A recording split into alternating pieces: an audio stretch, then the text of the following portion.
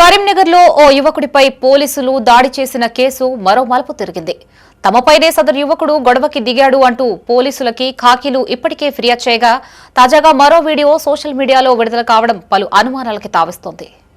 రామ్నగర్లోని ఓ private school వద్ద ఓ RI మరో ఇద్దరు ఆర్ఎస్ఐలు సదరు యువకుడిపై దాడి చేసిన వీడియోలు పెను సంచలనంగా మారాయి. కాగా ఈ వీడియోలో ముగ్గురు పోలీసులు కలిసి ఓ యువకుడిపై దాడి చేశారు.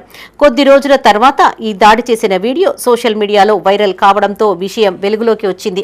కాగా వీడియో విడుదలైన మరుసటి రోజున టూ టౌన్ పోలీస్ స్టేషన్లో ఆర్ఐ ఆర్ఎస్ఐలు ఫిర్యాదు చేశారు. తమ కారుకు అడ్డంగా వాహనం నిలిపిన ఆ యువకుడు అనవసరంగా తమతో గొడవకు దిగాడంటూ ఫిర్యాదులో పేర్కొన్నారు.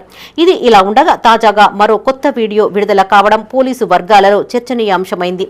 దాడిలో గాయపడిన యువకుడు ఈ వీడియో విడుదల చేసినట్లుగా తెలుస్తోంది. ఇందులో సదరు ఆర్ఐ ఆర్ఎస్ఐలు యువకుడిని వెంబడిస్తున్నట్లు స్పష్టంగా ఆగుపిస్తోంది.